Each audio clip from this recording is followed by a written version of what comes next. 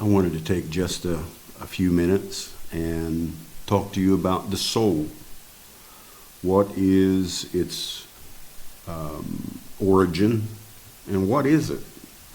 Because there are many things that people think the soul is eternal, they think the soul is the person. There's all kinds of things that we have sorted through over the decades of church ages and made the soul different things. But let's first understand that the soul is the nature of the spirit. Period. The soul is a nature. Okay? And then the next thing to understand is the origin of time for the soul.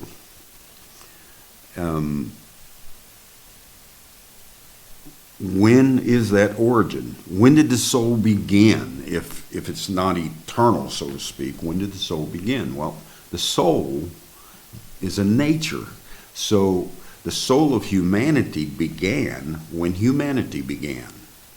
And so we understand that, and you can go into Ezekiel 28, and you can take a look at Ezekiel 28 and understand that humanity is the garden, and there is where the soul came into view, was in the garden. Not a garden like out here, but this is the garden. The soul came into its development when we stepped into humanity.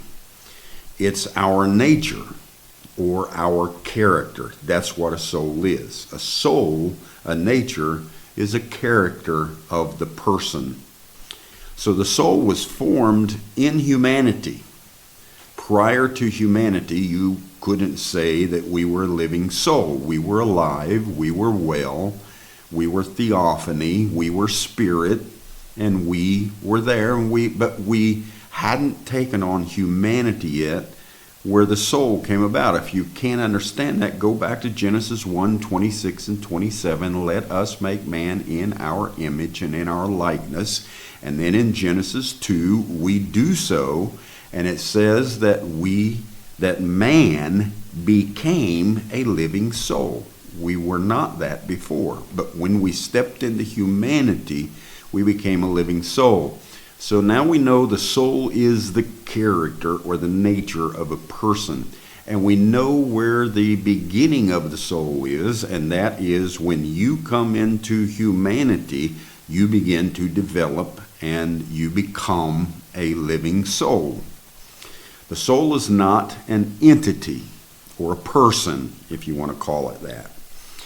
The soul is not a living thing. It's the nature of a living thing. And so when you understand that, the soul can change, because a person can change their nature. The soul can be reborn, because a person can have a new birth. The soul can be lost. Remember that. Who was it? Lot in Sodom. It said that his righteous soul was vexed. You come over to the New Testament, it said he lost his soul. Well, it's not that he was a person who was lost. He just lost the character that he had and took on a lesser character than he was because of the Sodom and its conditions. So a soul can change, it can die, it can be rebirthed, it can be lost, it can be saved, saving a soul. Or in other words, if you do fall off into some character that's not so good, so to speak, then you can save, you can bring back, you can step out of that and not be lost any longer. So the spirit is the eternal being, the spirit, the person, Christ, and the soul is developed, changed, or recast in the eternal person, depending on the choices and the things that you make and the things you get into and the characters you develop in life and things like that. So a soul can be living in heaven or hell. And a soul can be living in both places, heaven and hell. Because heaven and hell are just conditions of the soul. We get into those. And the soul is a spirit. The soul is a nature of the spirit. And the soul makes choices. The spirit makes choices that develops the soul. The origin of the soul is in the dimension of the fourth dimension. You say, well, Brother Parnell, how's that? Well, the seventh, sixth, and fifth dimensions are attributes of your mind, spiritual, theophany, and carnal, and you work through those to sort yourself through to become and develop a soul or a character. And your first three dimensions of emptiness and elements and measurement, you bring those things, those physical things, into the development of your soul, so your mind meets the physical realms in the fourth dimension. And there, in the fourth dimension, when you are birthed, you begin to develop a soul, and the soul's origin is the fourth dimension.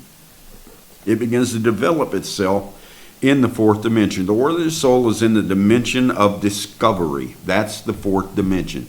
We used to call it communication, technology, all of those things, but we have found out that it is a dimension of discovery. Inventions of all sorts, all kinds of things, all the science, all astronomy, all the astrologists, all of the spiritual, all the political, all the religious, everything, all these characters are developed in fourth dimensionally life, where we are meeting our three realms or our three attributes of the mind, meeting up with the three dimensions of the physical, and we bring it to discovery. And the soul's origin is right there. So 1 through 3 dimensions and 5 through 7 dimensions meet in the fourth dimension in discovery, and we discover everything about ourselves and everything about the human mind and everything about the physical being. We discover it all fourth dimensionally, and the soul develops itself in there, in that fourth dimension. It's a great understanding if you can come to it and see that the soul can have all sorts of things happen to it, have all sorts of development. It can be cast and recast. It can be lost and saved. It can die and be reborn. It can do all sorts of things. It's kind of like, take a look at the seals. You know that when the seals were opened to us, we had a prophet that told us that everything, Antichrist and Christ, culminates in the fourth seal. Or it comes to its battle, its Armageddon battle, so to speak. It comes to its battle in the fourth seal. And it's the same way in the dimensions. The soul is developed, whether it is a good or bad, a correct or incorrect, a development, whatever the development is, the soul is developed and originated fourth dimensionally, the same way as the Christ and the Antichrist come together and blend together in their final battle in the fourth seal. So we see this and how that we understand. So what is eternal? The Spirit is eternal. Listen, John said, God is a spirit. Is that correct? Now, let me show you and tell you in Psalms and in the book of Romans, that would be David and Paul, both said, ye are gods, you are gods, man is God. Ye are gods to whom the word of God comes to. And they went on to say, David said, ye are gods, and ye shall die like the princes of this world. And Paul goes over and does the same thing and shows us how that we have the Word of God in our mouth, and ye are gods to whom the Word of God comes to, and Jesus made the same statement. So when John said, Jesus told the woman at the well, God is a spirit. Well, that's correct. We are spirit. Man is eternal, and the humanity was first spirit and then developed flesh, and when it put on flesh and stepped into humanity, it became a living soul. Spirit is eternal. Then there is the living soul, which is developed as we step into humanity. God is a spirit. You, I, all of us are spirits. And we step into humanity to develop a soul that we can have as our character. And we can develop many souls as we come through our life, depending on our actions, depending on our choices, depending on all sorts of things. So don't think that you say, oh, that person, Jesus said their soul was lost, or Paul said their soul was lost. The soul is just a character. And when a character gets out of cater, it's lost. And then when it gets saved, it comes back and it becomes a character that is good for humanity and good for the individual. So we see that the eternal part is the spirit. And the soul is a developed part of humanity. And that soul and that character is an expression of the spirit. And the spirit always wants to try to express the best part it can through love, through all of those kinds of things. So that is the soul. The soul is the nature of the spirit. The soul is the character, and it is developed when it comes into humanity. Its origin is fourth dimensional, and it steps into humanity, or it is created fourth dimensionally and becomes a part of humanity. I hope that's understandable, and I hope that you can see what I'm saying. This is a great revelation and a great understanding. Love bless.